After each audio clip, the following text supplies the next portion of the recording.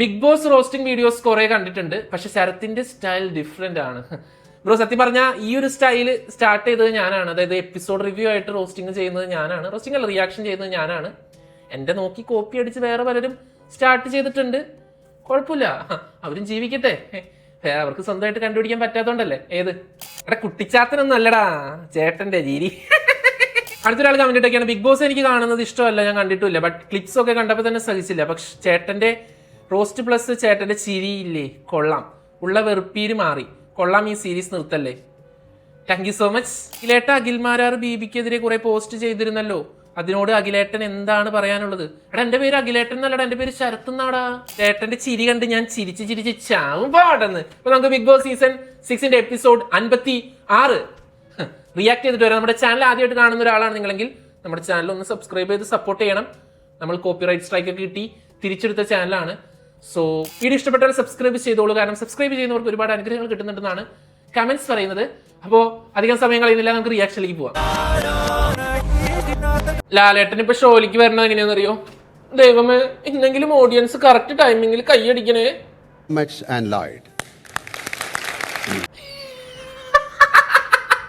ഇന്നടിച്ചില്ല.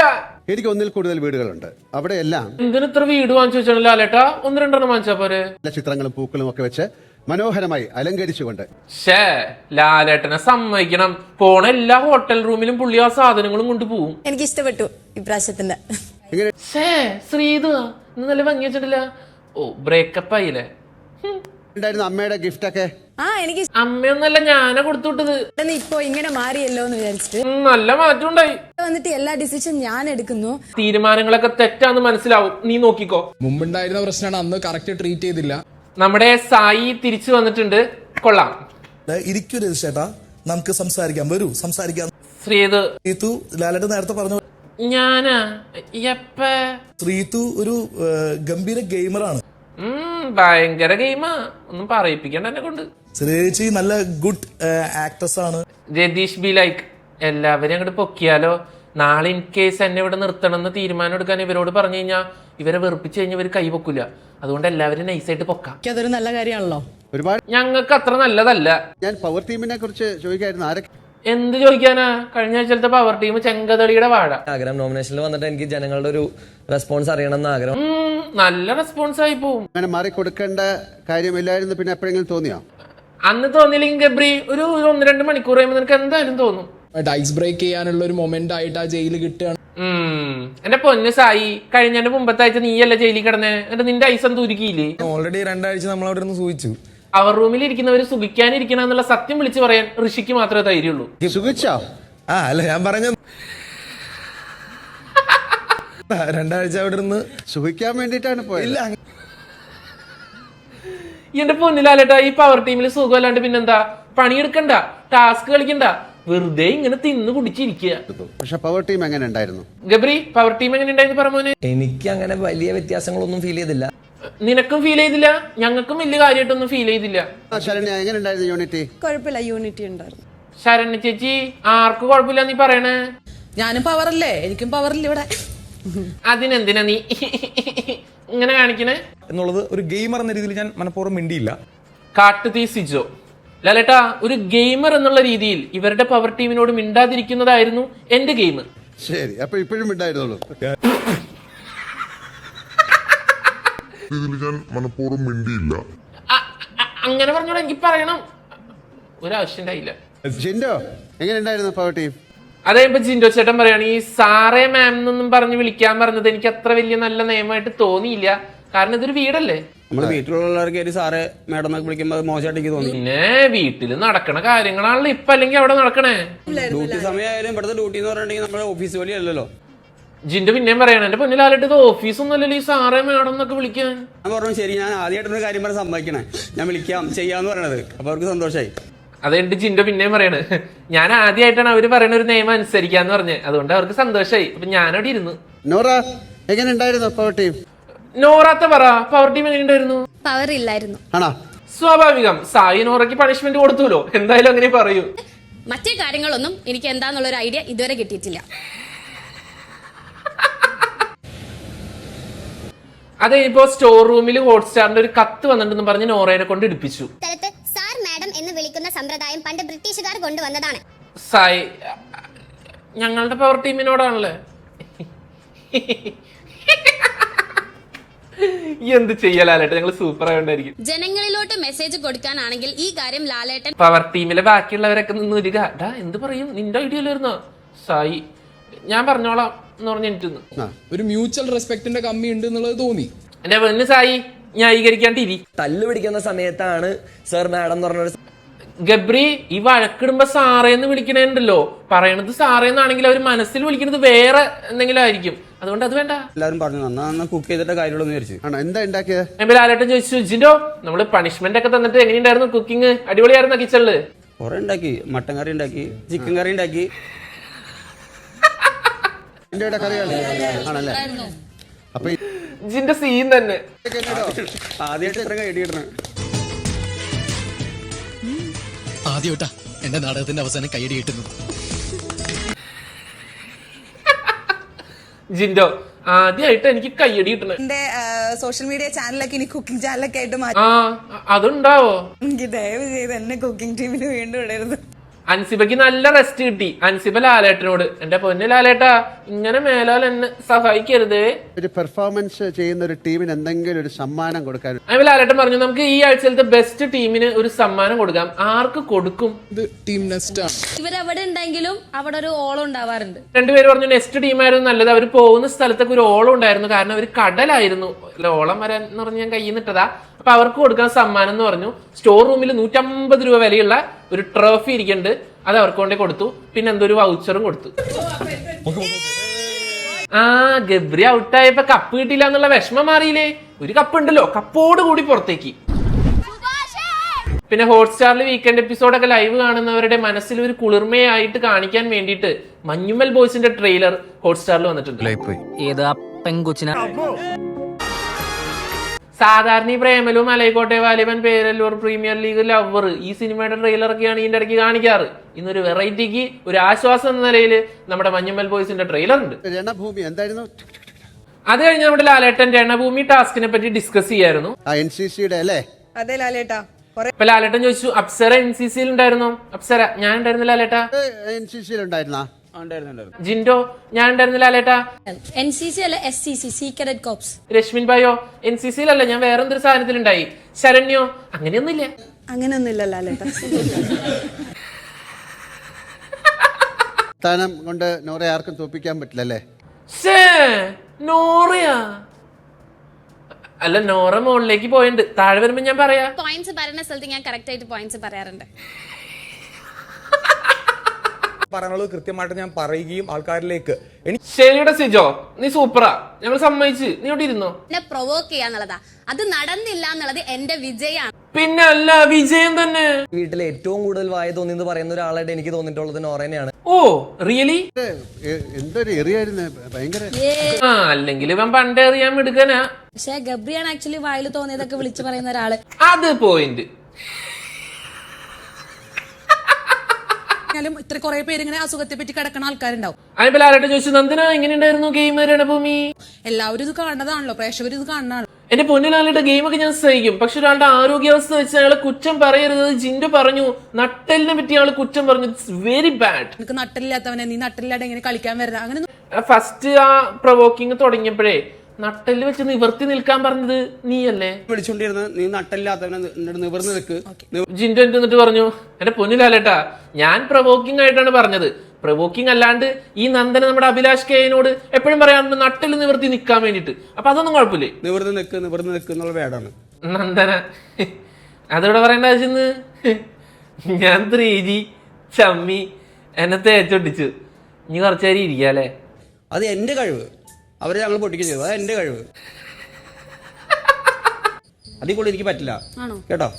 ഇരിക്കാം. നമ്മുടെ നന്ദനയുടെ political correctness എന്നുള്ള കപട നാടകം പൊളിച്ച് കൈ കൊടുത്ത് ജിൻഡപ്പൻ. നിലത്ത് വീണ ബോംബുകൾ പിന്നെ എടുത്ത് എറിയരുതെന്നായിരുന്നു. അത് കഴിഞ്ഞ് ലാലേട്ടൻ മറ്റേ മഞ്ഞ ബോംബിന്റെ കാര്യം ഡിസ്കസ് ചെയ്യായിരുന്നു. പറഞ്ഞത് നിന്റെ മുഖത്തുള്ള കളർ മഞ്ഞയാണ്. ഗബ്രി അവരെന്നെ എറിഞ്ഞു ലാലേട്ടോ. നെക്സ്റ്റ് ടീമിന്റെ അപ്പീൽ ഞാൻ എടുക്കാൻ എനിക്ക് താല്പര്യമില്ല. ഫൗൾ പ്ലേ ആണെന്ന് പറഞ്ഞ് നമ്മുടെ ജഡ്ജ് ആയിട്ടുള്ള രതീഷ് ചേട്ടനോട് പോയി കംപ്ലൈന്റ് പറഞ്ഞപ്പോ പുള്ളി ഞങ്ങളുടെ പരാതി എടുക്കില്ല എന്ന് പറഞ്ഞു. ജഡ്ജ്മെന്റും കഴിഞ്ഞു, തീരുമാനിച്ചു കഴിഞ്ഞിട്ട് ഡിസ്ക്വാളിഫിക്കേഷൻ ചെയ്യണം. രതീഷ് പറയാണ്, എന്റെ പൊന്നിലാലായിട്ട് എന്റെ ജഡ്ജ്മെന്റ് കഴിഞ്ഞിട്ടാണ് അവർ വന്ന് എന്ന് പറയണേ. അപ്പൊ ഞാൻ എന്ത് ചെയ്യാനാ? രതീഷ് ചേട്ടൻ അവിടെ നിന്നിട്ട് ഡെൻ ടീമിലെ ജിൻഡോ ചേട്ടനോട് ആരോപണങ്ങൾ വരാണ്. അതായത് രതീഷ് ഫേവർ ചെയ്തു ജിൻഡോന്റെ ടീമിന്, അങ്ങനെ ഇങ്ങനെയൊക്കെ ഓരോന്ന് പറയാണ്. നെസ്റ്റിനെ അറ്റാക്ക് ചെയ്യും. നെസ്റ്റിനെ അദ്ദേഹം അപ്പൊ രതീഷ് അൺഫെയർ ആയിരുന്നു, നമ്മുടെ ജിൻഡപ്പന്റെ ടീമിനെ സപ്പോർട്ട് ആക്കി എന്നാണ് അപ്സര പറയണത്. ആവശ്യം പ്രൊവോക്ക് ചെയ്യുന്നുണ്ടായിരുന്നു. അതിന്റെ പേരിൽ ഞാൻ രതീഷിനോട് പറയുകയും ചെയ്തു. ശ്രീരേഖ ചേച്ചി ബാക്കിൽ ഇരുന്നുണ്ട് ഫുൾ സപ്പോർട്ട് ഞാനുണ്ട് എന്നൊക്കെ പറയുന്നുണ്ട്. ഇങ്ങനെയാണെന്നൊരു വാക്ക് രതീഷ് അവിടെ പറഞ്ഞിട്ടുണ്ട്. രതീഷ് എന്റെ ദൈവമേ, ഇനി ഇതും എന്റെ തലയിലാവൂലോ? സാർ ഞാൻ ആർക്കും സപ്പോർട്ട് ചെയ്തിട്ടില്ല. ഞാൻ സപ്പോർട്ട് ചെയ്തില്ല. അർജുൻ, സിജോ, ഗബ്രി ഇങ്ങനെ 3 ടീമിടാണ്. ജിൻഡോന് എന്താ പറയാനുള്ളത്? പിന്നെ അതിന്റെ കൂട്ടത്തിലിട്ടാണ് ആള്. ഞങ്ങളുടെ കൂട്ടത്തിലുള്ള ടീമിനെ കണ്ട അത് ശരി, ഞങ്ങളുടെ ടീം കൊള്ളില്ല എന്നല്ലേ? മനസ്സിലായോ? എന്താ കുഴപ്പം? എന്താ കുഴപ്പം? നല്ല സ്ട്രോങ് ടീമല്ലേ എന്നാണ്. തന്നെ ഞങ്ങളുടെ ടീം ആകെ ഫുള്ള് മൊത്തത്തിൽ പൊട്ടിപ്പൊളിഞ്ഞ് കിടക്കുവാണ്. ഒരു കാലത്ത് ഇത് പിടിക്കാൻ പോകുന്നില്ല.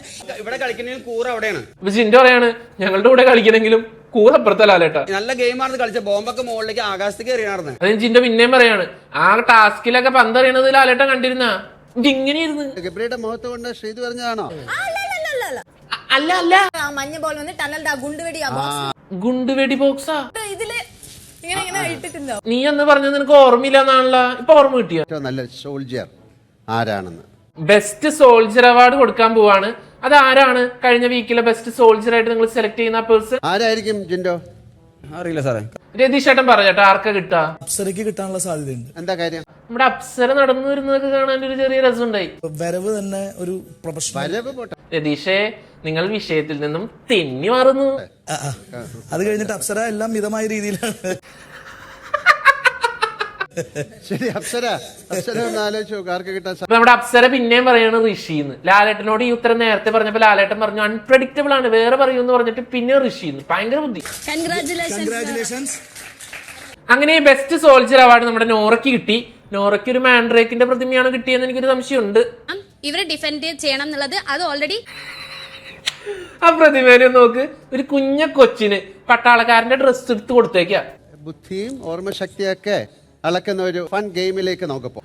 അത് കഴിഞ്ഞ് ബുദ്ധിയും ഓർമ്മശക്തിയും അളക്കുന്ന ഒരു ഫൺ ഗെയിം ആയിരുന്നു. കഥ പറച്ചിലാണ്. എന്റെ പൊന്നു ലാലേട്ട, ഈ ഗെയിം തന്നെയല്ലേ കഴിഞ്ഞ സീസണിലും കളിച്ചത്? റനീഷയൊക്കെ പറഞ്ഞത് ഓർമ്മയുണ്ടോ? കഥ പറയട്ടെ. പറയണം. എന്തായാലും നമുക്ക് കഥ കേൾക്കാം. ആലത്തൂരുള്ള അലക്കുകാരി സരയൂ പുഴയരികിൽ ചുവന്ന ദാവണിയിലെ കറുത്ത കറ കളയാനായി മഞ്ഞ കളറുള്ള പരിമളം സോപ്പിട്ട് അലക്കുന്ന സമയത്ത് പടിഞ്ഞാറ് നിന്ന് പഴുതാരം വീശ വെച്ച് ബെൽബോട്ടം പാൻറിട്ട് പ്രണയലോലുപനായി അതുവഴി വന്ന പൂമ്പാറ്റ ബസ്സിലെ കിളിയായ ചേനപ്പാടി സുഗുണൻ യശോദയോട് ചോദിച്ചു, പോരുന്നു എന്റെ കൂടെ? അലക്കി വെളുത്ത കൈ നീട്ടിക്കാണിച്ച് at least I found my man എന്ന് ഒറ്റ ശ്വാസത്തിൽ പറഞ്ഞുകൊണ്ട് യശോദ സുഗുണന്റെ കൈപിടിച്ച് ദർബാർ രാഗത്തിൽ പാട്ടുപാടി യാത്ര തിരിച്ചു. ശിഷ്ടകാലം പൂവൻ മലയുടെ താഴ്വാരത്ത് അരിക്കച്ചവടം നടത്തി 12 മക്കളും 24 കൊച്ചുമക്കളുമായി സുഖമായി ജീവിച്ചു പോകുന്നു.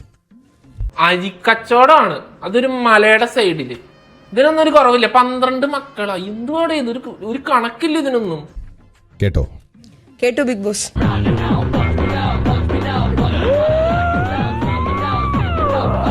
ടാസ്ക് ഇതായിരുന്നു. ഈ കഥ അടുത്ത ആളോട് പറയണം, അടുത്ത ആളോട് പറയണം. എങ്ങനെ ഏറ്റവും അവസാനം വരുന്ന ആള് ലാലേട്ടനോട് പറയണം. പടിഞ്ഞാറുള്ള പുഴക്കരയില് ആദ്യം സിജോ വന്നു. നമ്മുടെ അപ്സര ഏകദേശം അപ്സരയ്ക്ക് അറിയുന്ന മോഡലില് ആ കഥ അങ്ങനെ തന്നെ സിജോക്ക് പറഞ്ഞു കൊടുത്തിട്ടുണ്ട്. പോരുന്നു എന്റെ കൂടെ. ഓക്കെ, പോരുന്നു എന്റെ കൂടെ. You are brilliant. അലക്കുകാരിയായിട്ടുള്ള യശോദ എല്ലാരും നല്ല രീതിയിലാണ് പറഞ്ഞത്. ശ്രീരേഖ ചേച്ചിയും ജാസ്മിനും ഗബ്രിയൊക്കെ നല്ല രീതിയിലാണ് പറഞ്ഞത്. അപ്പൊ യശോദ പറഞ്ഞു ഐ മെറ്റ് മൈ പാർട്ട്ണർ എന്ന്.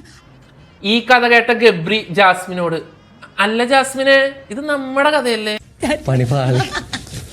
ജാസ്മിൻ ബൈ, നീ അവിടെ ഒറ്റയ്ക്കിരുന്ന് അനുഭവിച്ചു. ഉണ്ടായിരുന്നു ഒരു പടിഞ്ഞാറ് വശത്തുള്ള ഒരു പുഴയിൽ തുണി ഉണക്കാൻ പോവാറുണ്ടായിരുന്നു. സായിയും വലിയ കുഴപ്പമില്ലാണ്ടൊക്കെ കഥ പഠിച്ചുട്ടാ. സായി നമ്മുടെ അടുത്ത ആൾക്ക് പറഞ്ഞു കൊടുത്തു. ആർക്ക്? ശരണ്യ ചേച്ചിക്ക്. നല്ല ഒരു ലൈഫ് ജീവിച്ചുകൊണ്ടിരിക്കുന്ന സമയത്ത് ശരണ്യ ചേച്ചി അടുത്ത ആളോട് എന്താ പറയണേ നമുക്കൊന്ന് കേട്ടിട്ട് വരാം. ഒരു ദിവസം യശോദയ്ക്ക് ഛർദിക്കൽ വന്നു. ഇതെപ്പോ നടന്ന്? ഞാൻ അറിഞ്ഞില്ലല്ലോ. ഛർദിക്കൽ വന്നപ്പോ ഡോക്ടർ പറഞ്ഞത് നല്ലതാ, യശോദ അമ്മയാകാൻ പോകുന്നു. ആ ഒരു എക്സൈറ്റ്മെന്റിലായിരുന്നു അവരുടെ ലൈഫ്. ഒരു കഥ മാറിയ മറിച്ചില്ലേ?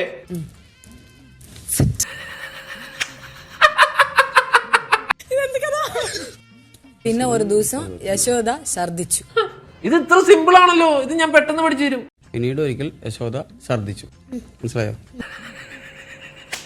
ഞാനും സൗഹൃദത്തിലായിരുന്നു. പിന്നീട് യശോദ ഛർദിച്ചു. യശോദ ഛർദിച്ചു.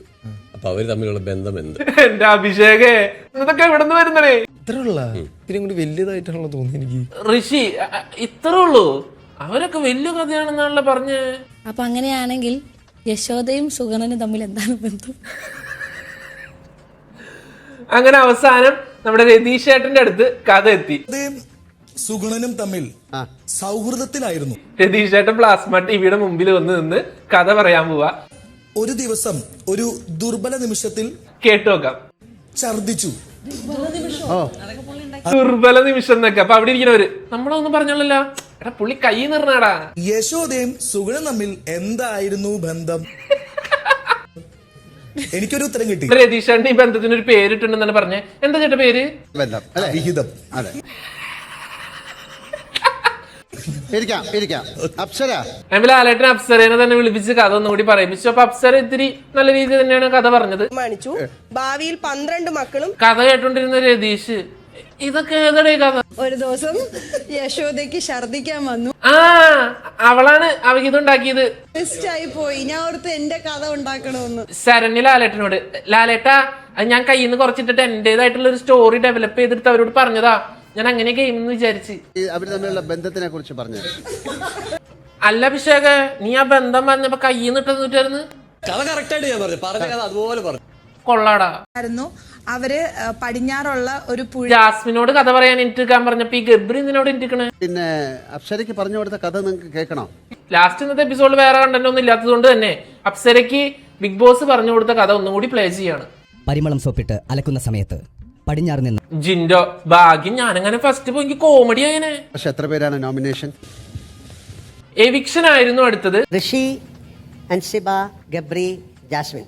ഋഷി, അൻസിബ, ജാസ്മിൻ, ഗബ്രി ഇവർ 4 പേരൊഴികെ ബാക്കി എല്ലാവരുടെയും എവിക്ഷൻ ഡീറ്റെയിൽസ് നാളെ പറയാന്ന് പറഞ്ഞു. തന്നെയാണ് എന്റെ ആഗ്രഹം. 100 ദിവസം ഇവിടെ നിന്ന് എല്ലാ ഗെയിമുകളിലും പാർട്ടിസിപ്പേറ്റ് ചെയ്യണം, എല്ലാ കാര്യങ്ങളിലും. നല്ല ആഗ്രഹം തന്നെടാ. ഇതിനാണ് ഇപ്പൊ ഇതിൽ നിന്ന് മാറിക്കൊടുത്ത് ഈ നോമിനേഷനിലേക്ക് കയറിയത്. ലാലേട്ടൻ ആവുന്നിടത്തോളം ഗബ്രീനോട് ചോദിക്കുന്നുണ്ട്, നീ എന്തിനാടാ മോനെ ആ നോമിനേഷനിൽ കയറിയത്? നിനക്ക് ആ പവർ ടീമിൽ ഇരുന്നാ പോരായിരുന്നോ? എനിക്ക് അറിയണമായിരുന്നു എന്റെ പ്രേക്ഷകർ എന്നെ കുറിച്ച് എന്താണ് ചിന്തിക്കുന്നത്. ഞങ്ങൾ എങ്ങനെ ഇനി നിന്റെയും ജാസ്മിന്റെയും വീഡിയോ വെച്ച് പൈസ ഉണ്ടാക്കും? എനിക്കിപ്പോഴും അറിയില്ല ഓഡിയൻസ് എന്നെ പറ്റി എന്താണ് വിചാരിച്ചിരിക്കുന്നത്. എനിക്ക് അൻസിബ ലാലേട്ടനോട് പറയാം, ലാലേട്ടൻ എനിക്ക് പുറത്ത് എന്നെ പറ്റി എന്ത് ഇമേജ് എന്ന് എനിക്ക് അറിയില്ല. അപ്പൊ ലാലേട്ടൻ, അത് ആർക്കും അറിയില്ല മോളെ. ഞങ്ങൾക്ക് ആർക്കും അറിയില്ല, നമുക്ക് ആർക്കും അറിയാൻ പറ്റില്ല. ജാസ്മിനും ഗബ്രിക്കും രശ്മിനും എന്തിനും സിജോനും സായിക്കും വൈൽഡ് കാർഡായിട്ട് വന്ന ബാക്കിയുള്ളവർക്കൊക്കെ അറിയാലോ പുറത്തെ കാര്യങ്ങള്. എനിക്ക് മാത്രം അറിഞ്ഞെന്താ? ഇന്ന് ആരെങ്കിലും ഇന്ന് പോവോ? അറിയില്ല. അത് കഴിഞ്ഞ് ലാലേട്ടൻ ജിൻഡോനോട് ചോദിച്ചു, ആരൗട്ടാവുന്നാണ് ജിൻഡോന് തോന്നണേ? എനിക്കങ്ങനെ ആരെയും പറയാൻ തോന്നണില്ല. ജിൻഡോ, അറിയില്ല ലാലേട്ടാ. ആരും പോകരുതെന്നാണ്. എല്ലാവരും സേഫ് ആയിട്ട് ഇരിക്കണമെന്ന് എന്റെ ആഗ്രഹം. അതിപ്പോ ലാലേട്ടൻ പിന്നെയും ജിൻഡോനോട് ചോദിച്ചു, ആരും പോകരുതെന്നാണോ ആഗ്രഹം? എല്ലാരും ഇരുന്ന് കഴിഞ്ഞാൽ പിന്നെ ഈ ഷോ എങ്ങനെ മുന്നോട്ട് കൊണ്ടുപോകും? അതെ ലാലേട്ടാ, എല്ലാവരും സേഫ് ആയിട്ടിരിക്കണം. ജിൻഡോയ്ക്ക് നിൽക്കണമെന്ന് ആഗ്രഹം ഉണ്ടോ? തീർച്ചയായിട്ടും. അൻസിബ എനിക്ക് വീക്കായിട്ട് എനിക്ക് ഫീൽ ചെയ്യുന്നു, എനിക്കറിയില്ല. വീട്ടുകാരോട് ചോദിക്കുകയാണ്, ഇന്നത്തെ എപ്പിസോഡിൽ ആര് എവിക്റ്റ് ആവുന്നാണ് നിങ്ങൾക്ക് തോന്നുന്നത്? അപ്പൊ എല്ലാവരും പറഞ്ഞു അൻസിബ ആയിരിക്കും പുറത്തു പോണേന്ന്. ചാരിറ്റീവ്ലി എനിക്ക് തോന്നുന്നു അൻസിബയാണ്. അതേ ഇപ്പോ ബിഗ് ബോസ് അനൗൺസ് ചെയ്തു, നിങ്ങൾ എവിടെയാണോ നിങ്ങൾക്ക് ഏറ്റവും കംഫർട്ട് ആയിട്ട് ഇരുന്ന് സൊള്ളാൻ പറ്റാ അവിടെ പോയിരുന്ന് സൊള്ളിക്കൂ. കാരണം നിങ്ങൾ 4 പേരിൽ ഒരാളിന്ന് ബിഗ് ബോസ് വീടിനോട് വിട പറയും. അതുകൊണ്ട് ഇപ്പോൾ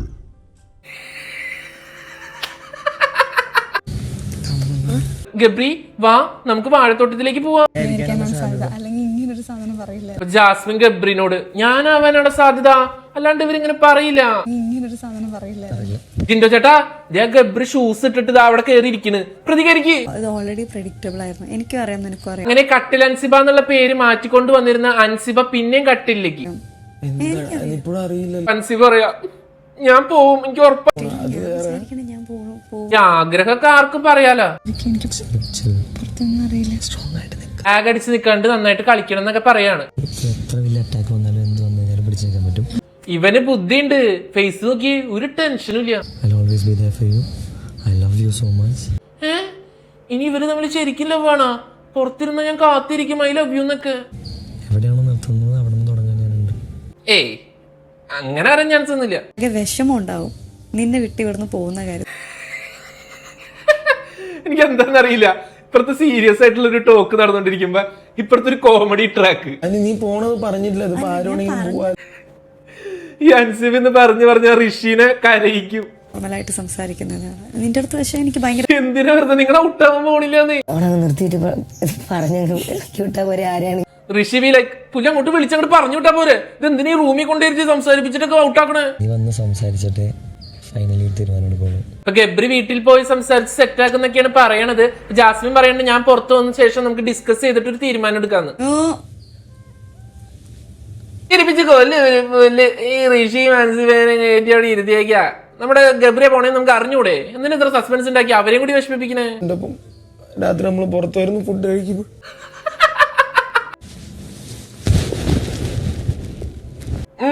ദൈവമേ, കുറച്ചു നേരം കൂടുതൽ കെട്ടിപ്പിടിച്ചോ. അവസാനത്തെ അല്ലേ? നിങ്ങളിൽ നിന്നും 2 പേർ ഇപ്പോൾ സേവ് ആകുന്നത്. അത് കഴിഞ്ഞ് ബിഗ് ബോസ് 4 പേരെ ഇവിടെ ഫ്രണ്ടിൽ മുറ്റത്ത് കൊണ്ട് നിർത്തി. അപ്പൊ പെട്ടിയിൽ ഒരു സ്ക്രാച്ച് കാർഡ് ഉണ്ടായിരുന്നു, അത് ഉരയ്ക്കാൻ പറഞ്ഞു. അപ്പൊ നമ്മുടെ അൻസിബ വന്ന് അത് ഉരച്ചു. അപ്പോ അൻസിബ ഋഷി സേവ് ഞങ്ങളുടെ ഒരാള്. അതിൽ അൻസിബ ഋഷി സേവ്ഡ് എന്ന് എഴുതിയിട്ടുണ്ടായിരുന്നു. ആ കൺഗ്രാറ്റ്സിന് അവരുടെ മുഖത്തൊരു വിഷമില്ലെന്ന് എനിക്ക് മനസ്സിലായി.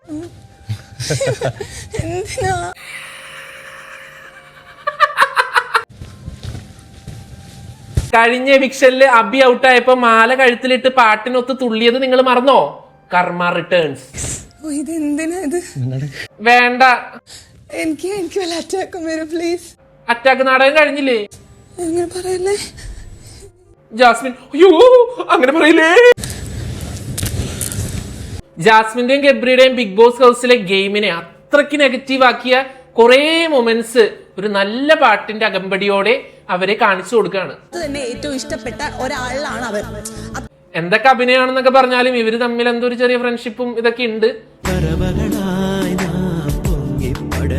വേറൊന്നല്ല, ജാസ്മിൻ ഇത്തിരി സെന്റിമെന്റ്സ് കിട്ടാനുള്ള ഒരു ശ്രമമാണിത്.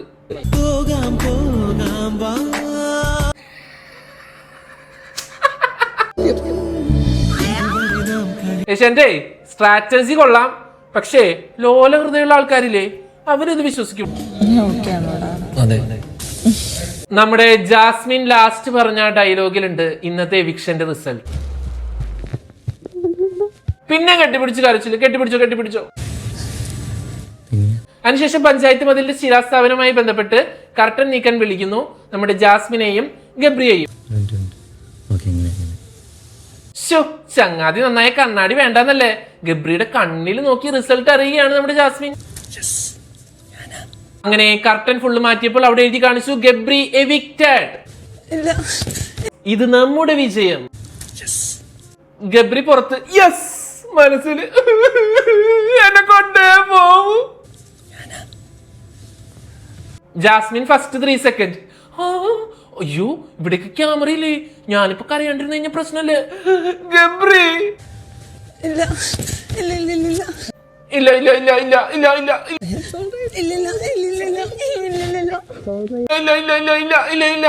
ഈ ഡയലോഗുകളിൽ ജാസ്മിൻ എത്ര ഇല്ല എന്ന് പറയുന്നവർ കമന്റ് ചെയ്യുക.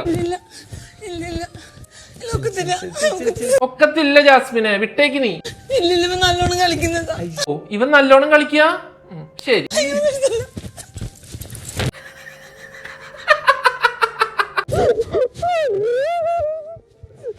ആദ്യം നേരത്തെ കരഞ്ഞപ്പോ നല്ല കണ്ണീര് വേണ്ടായിരുന്നു.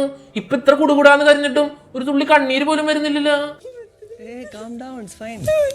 വട്ടുവായി, ഇനി പറ്റിയ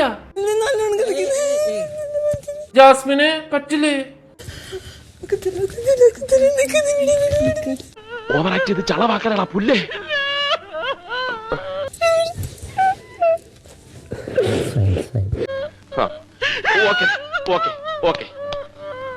ഓക്കെ.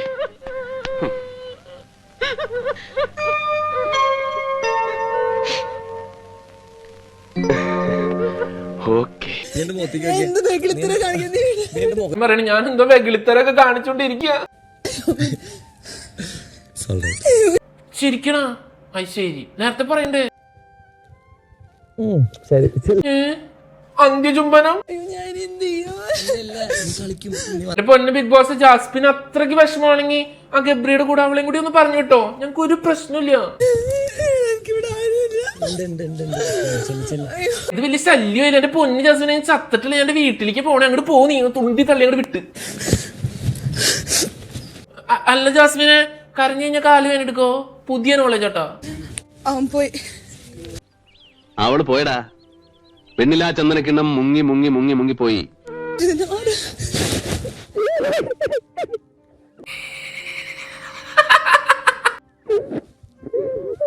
ഗബ്രി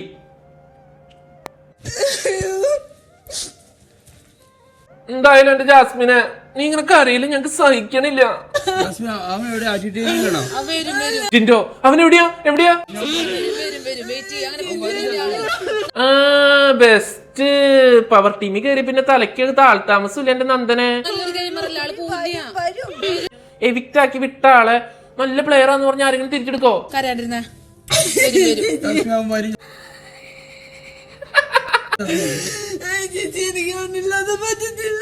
നോട്ട് ചെയ്ത് വെക്കണം, ഇൻ ഫ്യൂച്ചർ കാണാനുള്ളതാ. എന്തൊരു കരച്ചില്ല എന്റെ ജാസ്മിനെ.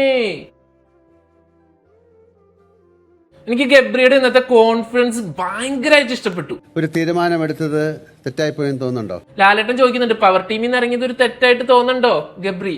ഇല്ല ലാലേട്ടൻ, ഇല്ല, തീർച്ചയായിട്ടും ഇല്ല. കാരണം തെറ്റായിന്ന് തോന്നിയില്ല എന്ന് പറഞ്ഞപ്പോ ലാലേട്ടൻ പിന്നെയും ചോദിക്കുകയാണ്. ഏറ്റവും സേഫ് ആയിട്ടുള്ള ഒരു സ്ഥലത്തായിരുന്നു നിങ്ങൾ. അതെ അതെ എന്നാലും ആ പവർ ടീമിൽ നിന്ന് ഇറങ്ങിയില്ലായിരുന്നെങ്കിൽ ഇപ്പൊ അവിടെ നിൽക്കാമായിരുന്നുവല്ലോ. ഏത്? അതെ അതെ. ഇപ്പൊ അങ്ങനെ ചിന്തിച്ച് തെറ്റായിപ്പോയെന്ന് തോന്നുന്നുണ്ടോ? എനിക്ക് അങ്ങനെ നിന്നിട്ട് കാര്യമില്ല ലാലേട്ടാ. ഒരാഴ്ച കൂടി എക്സ്റ്റെൻഡ് ചെയ്തിട്ട് എന്ത് കിട്ടാനാ? ഇപ്പൊ ഈ ആഴ്ച അല്ലെങ്കിൽ ഞാൻ അടുത്ത ആഴ്ച പുറത്തു വരുമ്പോഴും ഇതേ അവസ്ഥ വന്ന ഒരാഴ്ച കൊണ്ട് കുറെ കാര്യങ്ങൾ നടക്കും മോനെ. അങ്ങനെയാണെങ്കിൽ ഒരാഴ്ച എന്ന് പറയുന്നത് ഒരു വളരെ ക്രൂഷ്യലാണ്. അതെ അതെ. ഐ ശരി, തെറ്റായിപ്പോയി എന്ന് ഞാൻ പറയുന്നില്ല, അങ്ങനെ തോന്നുന്നുണ്ടോ? മനസ്സിലായി മനസ്സിലായി. ആ ഇപ്പൊ ലാലേട്ടൻ പിന്നെയും ചോദിക്കണം, എന്നാലും ആ പവർ ടീമിൽ നിന്ന് ഇറങ്ങിയില്ലായിരുന്നെങ്കിൽ ഇപ്പൊ സേഫ് ആയെന്ന് തോന്നണില്ലേ? നീ വിഷമിക്കുക, അതിന് വേണ്ടിട്ടാ ഞാൻ ചോദിക്കണേ. തെറ്റായിന്നല്ല, ചിലപ്പോ ഗബ്രി ചത്താലും ഞാൻ തെറ്റാന്ന് പറയില്ല ലാലേട്ടാ. ടീമല്ല, ഷോ ഒക്കെ കാണുന്ന ആളാണ്. നിങ്ങൾ വിചാരിച്ച പോലത്തെ ഒരു വീടാണോ? ലാസ്റ്റ് സീസൺ നമ്മുടെ സാഗറിനെ പുറത്താക്കിയ അതേ പാറ്റേണിൽ തന്നെയാണ് ഈ സീസണും പോകുന്നത്.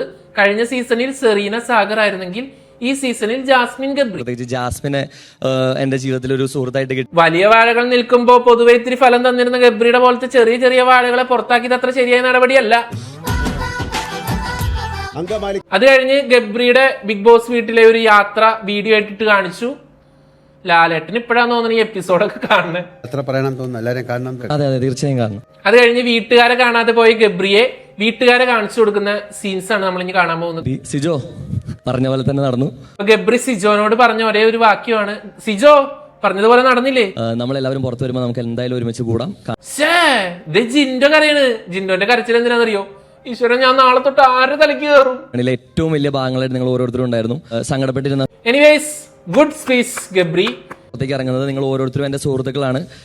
അങ്ങനെ ഗബ്രി രണ്ടാമത് വീട്ടുകാരെ ഓരോരുത്തർ പറഞ്ഞപ്പോ ജാസ്മിന്റെ പേര് മാത്രം പറയാതെ ടാറ്റ ബൈ ബൈ പറഞ്ഞ് ഇറങ്ങിപ്പോയി.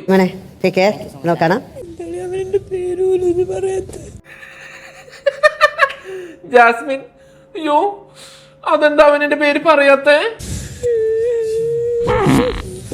ജസ്മിൻ ചിരിപ്പിക്കാതെ പോയേ. നാളെ ചില രസകരമായ സംഭവങ്ങളും. അങ്ങനെ ലാലേട്ടൻ പോയി. വീട്ടിലെ അവസ്ഥ പിന്നെയും കരച്ചില്ല. രശ്മിൻ ജാസ്മിനോട്, നിനക്ക് ഇനി മതിയായിട്ടില്ലല്ലോ, ഇത്രയും വിളിച്ചത് മതിയായിട്ടില്ലല്ലോ നിനക്ക്. അങ്ങനെ നമ്മളെ ആരെയും കാണിക്കാതെ ആരെയും വിട്ടിട്ടില്ലല്ലോ. വിട്ടിട്ടില്ല. അപ്പൊ അവൻ തിരിച്ചു വരുമായിരിക്കും. വരും. കളിക്കുന്നതാണ് എനിക്ക് അത് കളിക്കുമ്പോൾ എനിക്ക് സങ്കടം. നീ കാരണമാവൻ പോയത്. എന്തിനാണ് അവൻ എന്ത് ചെയ്തടി? എന്തവസ്ഥയാണല്ലേ. അടുത്ത ടീമിൽ ജാസ്മിനെയൊക്കെ പവർ ടീമിൽ കയറ്റാണ്ട് എങ്ങനെ നോമിനേഷനിൽ വരുത്താന്ന് ആലോചിച്ചിരിക്കുന്ന രശ്മിനോടാണ് ജാസ്മിൻ കരഞ്ഞു പറയണത്. അച്ചോ, എന്തുണ്ട് ചാടാനുള്ള തോളവനാ. ആ അതാ സങ്കടം തന്നാലും സന്തോഷം. രശ്മിന് വരെ ചിരി വരെ ജാസ്മിന്റെ കരച്ചിൽ കണ്ടിട്ട്. കൊണ്ടുവരാൻ വേറെ തിരിച്ചു കൊണ്ടുവരാൻ പറയാ മോളെ, വിഷമിക്കാതിരി നീ. അവൻ കളിക്കുന്ന ചോക്കുമ്പോ അതിന് 4-1 ഞാൻ കളിക്കുന്നുള്ളൂ. പിന്നെ വീട്ടില് ബാക്കിയുള്ളവരൊക്കെ എന്ത് കളിയാ? ശരണ്യ, അപ്സര, ശ്രീതു. കളി എങ്ങനെയെങ്കിലും പോയിക്കോട്ടെ, ഇൻഡിവിജ്വൽ ആയിട്ട് കളിച്ചു പോകണം. അതേപോലെ രതീഷ് ചേട്ടൻ പറയാണ്, ഇവിടെ ഇങ്ങനെ ഗ്യാങ് ചേർന്ന് കളിച്ചാലൊക്കെ നെഗറ്റീവ് ആവും. ഇൻഡിവിജ്വൽ ആയിട്ട് നമ്മൾ എങ്ങനെയാണോ അങ്ങനെ കളിച്ചു പോയി കഴിഞ്ഞാൽ രക്ഷപ്പെടും. വെള്ളം വേണോ ജാസ്മിൻ? കുറച്ച് കഞ്ഞി എടുക്കട്ടെ മാണിക്ക? ആ ഈ സമയത്ത് ചോദിക്കാൻ പറ്റിയ ചോദ്യ. കഞ്ഞി എടുക്കട്ടെ എന്ന് പറയണവരുണ്ട്. ഞാൻ എന്റെ ഗെയിം അവിടെ വിട്ടു. എനിക്ക് ഇതുവരെ ഉണ്ടായിരുന്ന ദേഷ്യങ്ങളും. അങ്ങനെ ബിഗ് ബോസ് സീസൺ 6 ചരിത്രത്തിൽ ഇത്രയും ദിവസമായിട്ട് കണ്ടന്റ് തന്നുകൊണ്ടിരുന്ന നമ്മുടെ ഗബ്രി ബിഗ് ബോസ് വീടിനോട് വിട പറയുകയാണ്. ജബ്രി കോമ്പകൾ പിരിയുകയാണ്. ഈ പിരിച്ചിൽ രണ്ടുപേരും ജീവിതത്തിൽ നല്ല കാര്യങ്ങൾ മാത്രമേ സംഭവിക്കുള്ളൂ എന്ന് ഉറച്ച വിശ്വാസത്തിൽ, കണ്ടന്റ് കുറയുമെന്നുള്ള ഒരു വിഷമത്തിൽ ഞാൻ ഇന്നത്തെ വീഡിയോയുടെ വൈൻഡപ്പ് ചെയ്യുന്നു. എന്തായാലും കാത്തിരുന്ന് കാണാം ജാസ്മിൻ്റെ ഒരു ഗെയിം പ്ലാൻ, ഫൈനലിലേക്ക് പോകുന്ന ജാസ്മിൻ്റെ ഒരു കഴിവും, അതുപോലെ തന്നെ പുറത്തിറങ്ങിയ ഗബ്രി ഇപ്പോൾ ഉള്ള നെഗറ്റീവ് എങ്ങനെ പോസിറ്റീവാക്കി മാറ്റുമെന്നും അല്ലെങ്കിൽ അതിനെങ്ങനെ ഓവർകം ചെയ്യുമെന്നും നമുക്ക് കണ്ടറിയാം. After all we are humans. So Gabri പറഞ്ഞതുപോലെ തന്നെ അവനവൻ്റെ ഗെയിമും എല്ലാം അവിടെ ഉപേക്ഷിച്ചാണ് പോകുന്നത്. നമുക്കും ഈ വീഡിയോ കണ്ടിട്ട് ഇതിൻ്റെ അപ്പുറത്തേക്ക് ഒരു ഹെയ്റ്റ് കൊണ്ടുപോകേണ്ട ആവശ്യമില്ല. വീഡിയോ കാണാൻ എൻജോയ് ചെയ്യുക. That's it. അപ്പോൾ അടുത്തൊരു വീഡിയോ ആയിട്ട് കാണാം. എപ്പിസോഡ് 57ന്റെ റിയാക്ഷനുമായിട്ട് നമുക്ക് നാളെ കാണാം. അതുവരെ ടാറ്റാ.